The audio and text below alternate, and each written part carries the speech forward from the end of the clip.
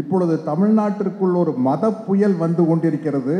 அந்த மத புயலை தமிழ்நாட்டிற்குள் அனுமதிக்க கூடாது அப்படின்னு பா விஜய் சொன்னார்.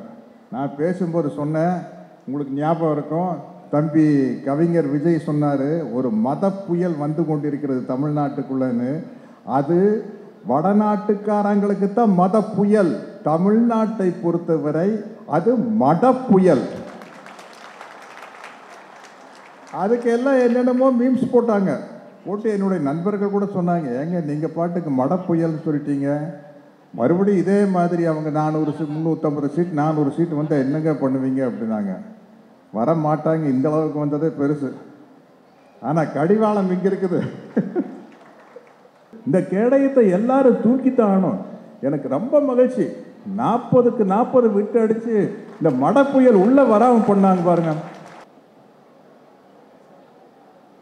மேடையில் அமர்ந்திருக்கும் முத்தமிழறிஞர் டாக்டர் கலைஞர் அவர்களின் அன்பு உடன்பிறப்புகளுக்கும், மேடையின் முன்னால் அமர்ந்திருக்கும் முத்தமிழறிஞர் டாக்டர் கலைஞர் அவர்களின் அன்பு உடன்பிறப்புகளுக்கும் உரிமையோடு கூறுகிறேன், ஊடகவியலாளர்கள் உங்களையும் பார்த்து டாக்டர் கலைஞர் அவர்களின் அன்பு உடன்பிறப்பு என்று.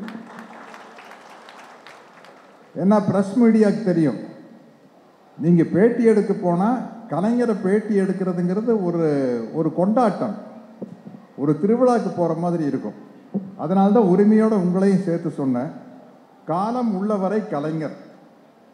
எனக்கு ஒரு நல்ல வாய்ப்பை ஏற்படுத்தி கொடுத்தாரு அறநிலையத்துறை அமைச்சர் அன்பு தம்பி சேகர் பாபு அவர்கள். என்னென்னா, போன தடவை நம்ம தமிழ்நாடு முதலமைச்சர் மாண்புமிகு மானமிகு ஸ்டாலின் அவர்களுடைய பிறந்தநாள் விழாவில் என்னை கலந்துக்க கூப்பிட்டார். அப்போ பேசின பாடலாசிரியர் பா விஜய் வந்து ஒன்று சொன்னார், இப்பொழுது தமிழ்நாட்டிற்குள் ஒரு மத புயல் வந்து கொண்டிருக்கிறது, அந்த மத புயலை தமிழ்நாட்டிற்குள் அனுமதிக்க கூடாது அப்படின்னு பா விஜய் சொன்னார். நான் பேசும்போது சொன்னேன், உங்களுக்கு ஞாபகம் இருக்கும், தம்பி கவிஞர் விஜய் சொன்னார், ஒரு மத புயல் வந்து கொண்டிருக்கிறது தமிழ்நாட்டுக்குள்ளன்னு. அது வடநாட்டுக்காரங்களுக்கு தான் மத புயல், தமிழ்நாட்டை பொறுத்தவரை அது மட புயல். அதுக்கு எல்லாம் என்னென்னமோ மீம்ஸ் போட்டாங்க.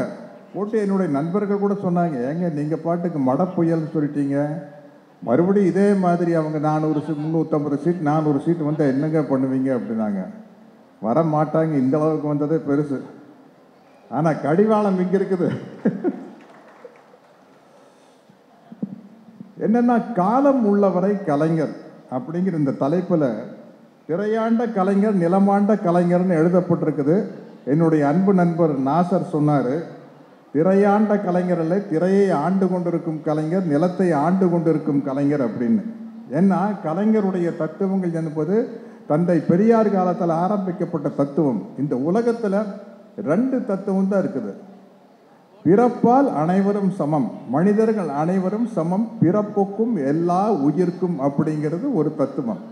இல்லை பிறப்புலையே உயர்ந்தவன் பிறப்புலையே தாழ்ந்தவன், குறிப்பிட்ட ஜாதியில் பிறந்தா ஒசந்தவங்க, குறிப்பிட்ட ஜாதியில் பிறந்தா தாழ்ந்தவங்க, ஆம்பளையா பிறந்தா ஒசந்தவங்க, பொம்பளையா பிறந்தா தாழ்ந்தவங்க அப்படிங்கிற ஒரு சித்தாந்தம் இருக்குது. அப்படி கிடையாது, அனைவரும் சமம் அப்படிங்கிறது சித்தாந்தம். அந்த சித்தாந்தத்தின் பக்கம்தான் தந்தை பெரியார், பேரறிஞர் அண்ணா, முத்தமிழ் கலைஞர் எல்லாம் நிற்கிறாங்க. இதில் எது நியாயமான சித்தாந்தம்னு யோசிச்சு பாருங்க நீங்களே. ஒரு மத பிளவை ஏற்படுத்தி ஒருத்தருக்குள்ள ஒருத்தர் போட்டியை உருவாக்கி விட்டு, ரொம்ப டேஞ்சரான விஷயம்னா அந்த மத வெறியையும் ஜாதி வெறியையும் தூண்டி விடுறது தான். அதிலிருந்து இந்த மனித சமுதாயத்தை மீட்டெடுக்கிறதுக்காக பாடுபட்டவர்கள் தான் தந்தை பெரியாரும் பேரறிஞர் அண்ணாவும் முத்தமிழறிஞர் கலைஞர் அவர்களும். அதில் கலைஞர் மிக அருமையாக இந்த சினிமா அப்படிங்கிற ஒரு மிகப்பெரிய மீடியாவை இந்த தத்துவங்களை முன்னெடுத்து செல்வதற்காக அவர் பயன்படுத்தி கொண்டார். அதுதான் பெரிய விஷயம். யாராக இருந்தாலும் எனக்கு தெரியும், விஜயகுமார் அண்ணனுக்கு நண்பர் நாசருக்கு தெரியும், நம்ம ஒரு தொழில்னு போகையில் அங்கே வந்து நம்ம காம்ப்ரமைஸ் பண்ணிக்குவோம். ஏன்னா நம்ம கொள்கைகளை வந்து சினிமாக்குள்ளே கொண்டு வந்து கடைசி வரை காலம் தள்ளுறதுங்கிறது ரொம்ப ரொம்ப கஷ்டம். நானே என் கொள்கைக்கு முரண்பாடான எத்தனையோ படங்கள் நடிச்சிருக்கிறேன். ஆனால் கலைஞர் அவர்கள் தன்னுடைய வலிமையான பேனா, இன்னைக்கு நான் நடித்த ஒரு படம் வந்திருக்கு வெப்பன் அப்படின்ட்டு, வெப்பன்லேயே மிகச்சிறந்த வெப்பன் வந்து பேனா தான். அதை கையில் எடுத்தவர் கலைஞர் அவர்கள். சினிமாவில் வந்து அந்த பகுத்தறிவு வசனங்களை சொல்லி சொல்லி சொல்லி நம்ம தோழர் எழிலரசி அவர்கள் பேசினாங்க பராசக்தி வசனத்தை. பராசக்தி வசனம் நானு நாசர் சாரெல்லாம் பிறக்கிறதுக்கு முன்னாடி வந்தது.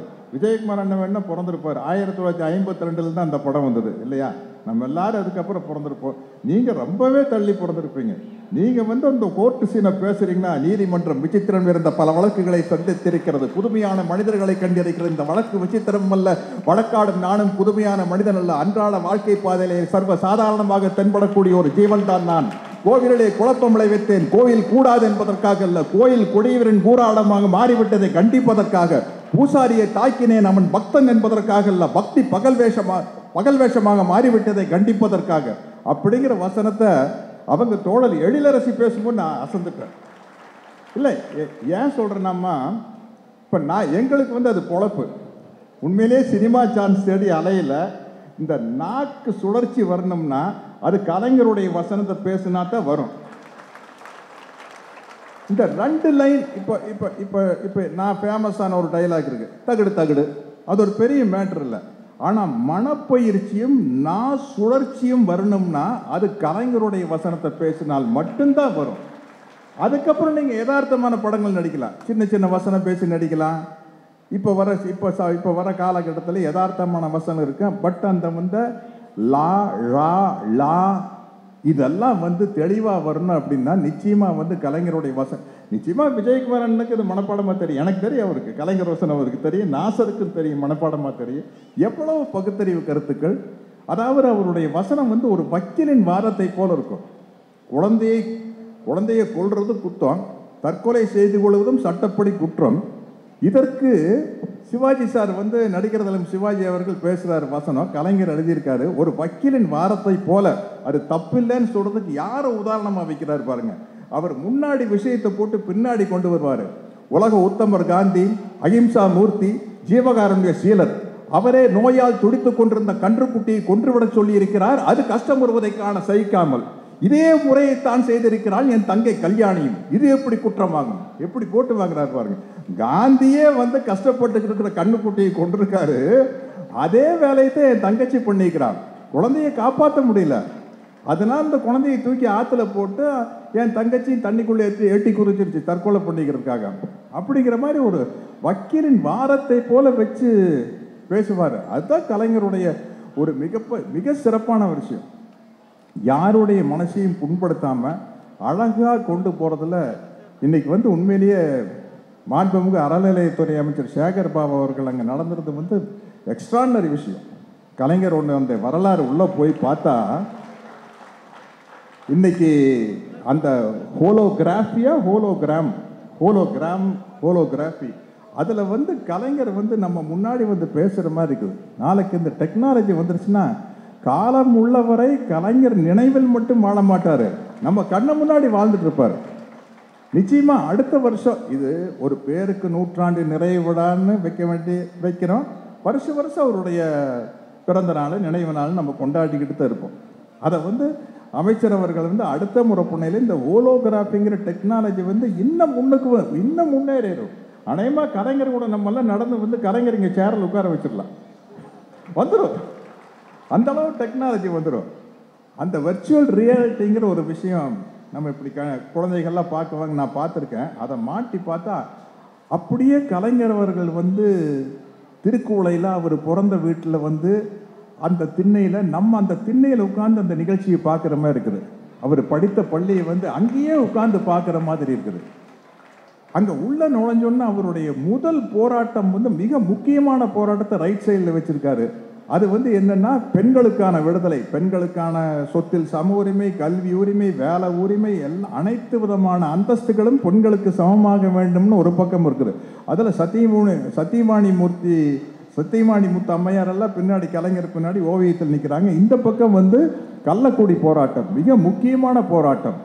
14 வயசுல வந்து ஒரு இளைஞன் வந்து தெருவில் இறங்கி இந்தி ஒழிகன்னு பயிற்சிருக்கான்னா, ஒரு 14 வயசு பையனுக்கு நம்ம எதிர்காலத்தில் சிஎம் ஆவோம் அப்படின்னு தெரிஞ்சா வந்து நின்றுப்பான். ஒரு பையன் 14 வயசு பையனுக்கு சிஎம் ஆகிறதுக்காகவே இதை செஞ்சிருப்பாப்புல.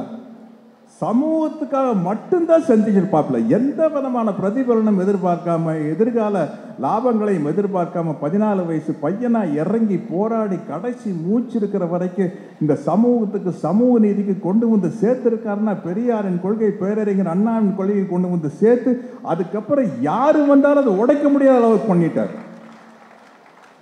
இன்னைக்கு நம்முடைய தமிழ்நாடு முதல்வர் தளபதி ஸ்டாலின் அவர்கள் வந்து இன்னைக்கு பள்ளியில வந்து காலையில் டிஃபனும் போட ஆரம்பிச்சார். சிற்றுண்டியும் போட்டு மதிய உணவும் போட்டு இன்னைக்கு பிள்ளைகள் படிக்க வேண்டும் அப்படிங்கிற ஒரு திட்டத்தை கொண்டு வந்துட்டாருன்னா இதை மாற்றவும் முடியாது, அழிக்கவும் முடியாது. நான் முதல்ல வந்து எனக்கு ஒரு சின்ன ஒரு கட்சி கூட்டங்களுக்கு போகிறதுக்கு எனக்கு ஒரு சின்ன தயக்கம் இருந்தது. இது என்ன சொன்னாலும் திராவிட முன்னேற்ற கழக மேடதான், தைரியமாக சொல்கிறேன். நான் வந்து பெரியாருடைய தொண்டன். ஸோ நான் பெரியார் திடலுக்கு மட்டும் போவேன், பெரியார் கருத்துக்களை பேசுகிற இடத்துக்கு போவேன். தமிழீழ போராட்டம் உச்சத்தில் இருந்தப்போ தமிழீழ விடுதலை போராட்டத்துக்காக போனேன். இன்னைக்கு என்ன ஆகி போச்சுன்னா, தயங்காம திராவிட முன்னேற்ற கழக மேடை தான் அப்படின்னு நீங்க பிராண்ட் பண்ணி கூப்பிட்டாலும் வர வேண்டிய நிலைமைக்கு நம்ம இருக்கிறோம். ஏன்னா இந்த மத புயலை அடிச்சு துரத்திட்டோம். இதை தடுப்பதற்கான ஒரே ஒரு கேடயம் திராவிட முன்னேற்ற கழகம் அப்படிங்கிற கேடயம் தான். இது விளையாட்டுல எவ்வளவு மாற்று கருத்துக்கள் வேண்டுமானாலும் இருக்கலாம். அதை ஒட்டி இயக்கங்களை வைத்துத்தான் இந்த மனிதர்களை பிளவுபடுத்தும் இந்த மத புயலை தமிழ்நாட்டிற்குள் வராமல் தடுக்க முடியும். அதனால இந்த கேடயத்தை தூக்க வேண்டிய நிர்பந்தம் இருக்குது. இந்த கேடயத்தை எல்லாரும் தூக்கித்தானும். எனக்கு ரொம்ப மகிழ்ச்சி, 40க்கு 40 விட்டு அடிச்சு இந்த மட புயல் உள்ள வராம பண்ணாங்க பாருங்க. அதுக்கு நான்லாம் ஒன்றும் காரணம் இல்லை. தம்பி சேகர் பாபு போன்ற கழக உடன்பிறப்புகள் தான். அவங்க மந்திரியா இருக்கலாம், எம்எல்ஏவா இருக்கலாம், எம்பியா இருக்கலாம், வட்ட செயலாளர் இருக்கலாம், யாரா வேணாலும் இருக்கலாம். ஆனால் சுத்தி வர பார்த்தால் தந்தை பெரியாரின் சமூக நீதி தான் அங்க சென்டர் பாயிண்ட். தனி மனித குறைபாடுகள் இருக்கலாம். எல்லா இயக்கத்திலையும், எல்லா கட்சியிலையும், எல்லா குடும்பத்திலையும் அண்ணன் தம்பிக்குள்ள பள்ளிக்கூடத்தில் படிக்கிற பிள்ளைகள், எல்கேஜி யூகேஜி படிக்கிற பிள்ளைகள் இருந்து தனி மனித குறைபாடுகள் இருக்கலாம். ஆனால் தத்துவ குறைபாடு இருக்கக்கூடாது. அந்த தத்துவ குறைபாடு இல்லாத இயக்கம் தான் பெரியார் வழியில், அண்ணா வழியில், முத்தமிழ் அறிஞர் டாக்டர் கலைஞர் அவர்கள், இன்று தளபதி ஸ்டாலின் அவர்கள் வழியில் வந்த திராவிட முன்னேற்ற கழகம். அந்த தத்துவ குறைபாடு இல்லாத கேடயத்தை வைத்துத்தான் தத்துவ குறைபாடு உள்ள, தத்துவ அயோக்கியத்தனம் உள்ள, தத்துவ அடக்குமுறை உள்ள ஒரு தீய சக்தியை நாம் தடுத்து நிறுத்த வேண்டிய இடத்தில் நாம் இருக்கிறோம். அதை நாம் எல்லோரும் தவறாமல் செய்ய வேண்டும் என்று கூறி வாய்ப்பளித்த அனைவருக்கும் நன்றி கூறி விடைபெறுகிறேன். நன்றி, வணக்கம்.